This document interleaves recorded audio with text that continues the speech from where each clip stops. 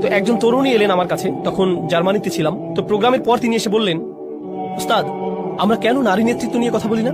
নারীদের নেতৃত্বে থাকা উচিত, তাদেরও নেতৃত্বের অধিকার আছে, আমরা কেন এটা নিয়ে আলোচনা করি না? আমি তাকে বললাম, তুমি আমার মেয়ের বয়সী, তাই আমি তোমার সাথে আমার মেয়ের মতো করেই কথা বলবো, ঠিক আছে? সে বলল, হ্যাঁ ঠিক আছে। তখন আমি বললাম, তুমি নিশ্চিত তো কোনো সমস্যা নেই? আমি কিন্তু নিজের মেয়েকে যেভাবে বলি সেভাবে বলবো। সে বলল, হ্যাঁ বলুন।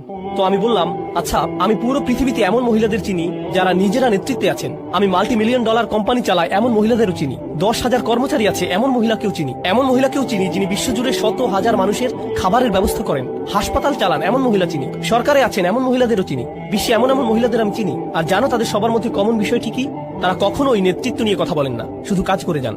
তো এখন এই উপদেশ সমস্ত পুরুষ মহিলাদের প্রতি, আপনি কিছু বলতে চান নাকি কিছু করতে চান? যত বেশি বলেন আপনাদের জন্য নেতৃত্ব কত গুরুত্বপূর্ণ সেটা নিয়ে যদি শুধু কথা বলে যেতে থাকেন, তবে 10 বছর পরও এটা নিয়ে কথাই বলতে থাকবেন, যতক্ষণ না পর্যন্ত আপনি খুঁজে বের করে নিচ্ছেন যে কিসের নেতৃত্ব দিতে চান। অন্য কেউ এসে দরজা মেলে ধরবে আর আপনি হেঁটে চলে যাবেন, এমনটা ভাবলে হবে না। আপনার সামনে যদি পাহাড় থাকে, কোনো রাস্তা না থাকে, বেয়ে ওঠা শিখে নিন। এটাই হচ্ছে নেতৃত্ব, বাধা অতিক্রম করা। আপনার সামনে দেয়াল আছে কি নাই পাত্তা দেবেন না, হয় মাটি খুঁড়ুন নইলে বেয়ে উঠুন, এভাবেই এগুতে থাকেন। এই মানসিকতা যে কেউই সাহায্য করতে আসবে না, আপনার মধ্যেই সক্ষমতা আছে, আপনার মাঝেই আছে। তো আমাদের শক্তিমত্তার নতুন মানসিকতা তৈরি হবে। আচ্ছা, এই যে হিকমার ধারণা নিয়ে বলছিলাম, আপনাদের বলেছিলাম যে হিকমা এসেছে হুকুম থেকে, অর্থ হলো চোয়াল, মনে আছে? মানে কারো হিকমা আছে মানে তার প্রবল ইচ্ছা শক্তি আছে, তার ইচ্ছে শক্তিশালী, কোনো বিষয়ে সিদ্ধান্ত নিয়ে ফেললে সেটাই চূড়ান্ত। এখন কিভাবে হিকমার স্বল্পতা আমাদের ক্ষতি করছে, হারিয়ে দিয়েছে কিভাবে, সেটার একটা উদাহরণ দিই। তা হলো, মানুষ নিজের উদ্দেশ্যকে বারবার সন্দেহ করে। উস্তাদ, আমি নামাজ পড়ি, কিন্তু আসলে আল্লাহর জন্য নামাজ পড়ি কিনা সন্দেহ হচ্ছে।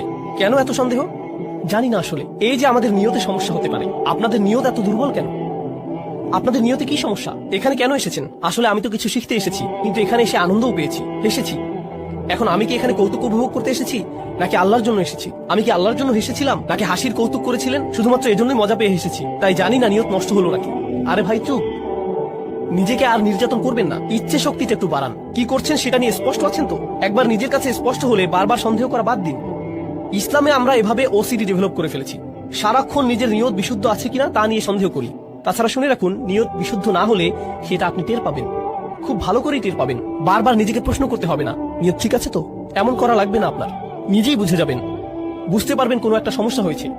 আপনি বুঝবেন যে মূল্যহীন জিনিসের পেছনে ছুটছেন, অন্যের বাহবা খুঁজছেন, মানুষের অ্যাটেনশন খুঁজে বেড়াচ্ছেন, মর্যাদার পেছনে ঘুরছেন। আপনি বুঝতে পারবেন, নিজে নিজেই বুঝবেন।